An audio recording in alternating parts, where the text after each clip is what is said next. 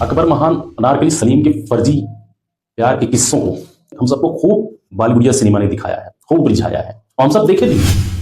कितना भी गंदगी फैला लो, कितना भी रायता फैला लो, मगर जब बात सुराज की होगी तो देश का बच्चा बच्चा छाती पर हाथ रख के हंसते कदम वंदे मातरम बोले। तत्कालीन सरकारों ने पॉलिटिकल सर्वाइव के लिए इन सब की वीर गाथाओं को चंद लाइनों में समेट कर रख दिया।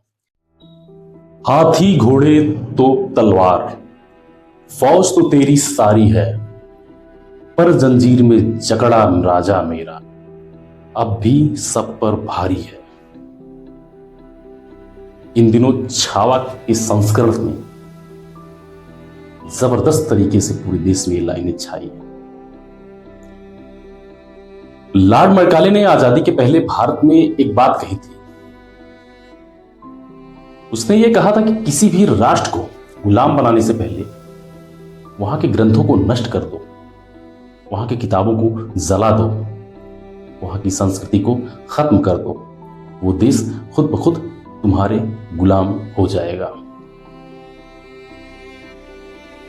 और कुछ ऐसा ही प्रयास आजादी के बाद भी किया गया था। जी बिल्कुल। नमस्कार, मैं विवेक कुमार। हम चर्चा करेंगे इन दिनों चर्चित फिल्म छावा को लेकर।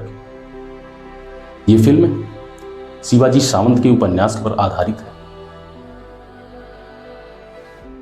इस फिल्म ने हमें परिचय करवाया है सुराज से, इस फिल्म ने हमें परिचय करवाया है शिवाजी से, इस फिल्म ने हमें परिचय करवाया है संभाजी से, इस फिल्म ने हमें उबलते शौर्य से परिचय करवाया है जो दक्खन में बैठकर मुगलिया खोपड़ियों से टोपियां उतरवा दिए थे। जी बिल्कुल। अकबर महान अनारकली सलीम के फर्जी प्यार के किस्सों को हम सबको खूब बॉलीवुडिया सिनेमा ने दिखाया है, खूब रिझाया है और हम सब देखे भी हैं। और अफसोस शायद पहले ही इस तरह से फिल्में बनी हुई। बहरहाल जो भी है सामने है। सिखों के 9वें गुरु गुरु तेग बहादुर जी को इस्लाम न कबूलने पर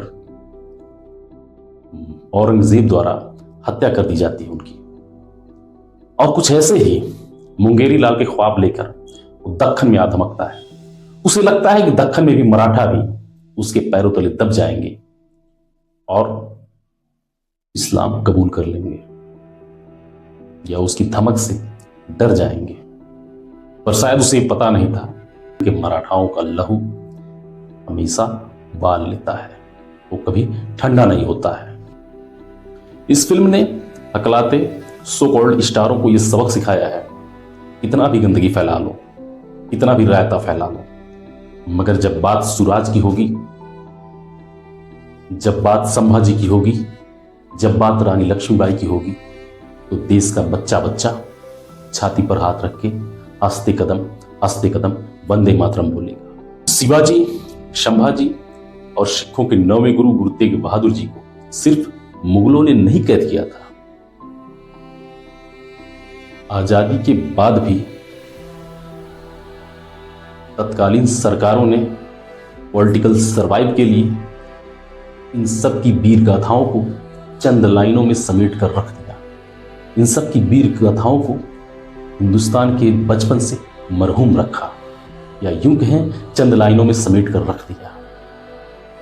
ये तब भी कैद में थे, अब भी इनको कैद में रखा गया था। जिस सुराज के लिए दक्खन के रणबांकुरों ने अपने शोणी तक को जला डाला, उस सुराज के लिए 10 लाइनें भी भारत की सरकारें अपने बच्चों के किताबों में 10 लाइनों की जगह नहीं दे पाई। धिक्कार है।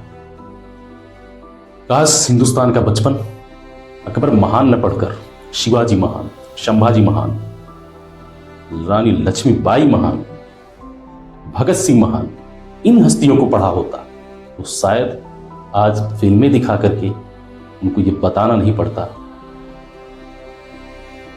कि सुराज होता क्या है। उनको भारत की मिट्टी का मतलब नहीं समझाना पड़ता। मैं बॉलीवुडिया सिनेमा से कहना चाहता हूं कि अगर लिविंग रिलेशन जैसी फुहरता पर सिनेमा बनाने से पहले या सिनेमा बनाने के अलावा लिविंग स्वराज पर सिनेमा बनाया होता तो शायद मराठा की भूमि का वो कर्ज उतर जाता जिस भूमि से तुम्हारी रोजी रोटी चलती है।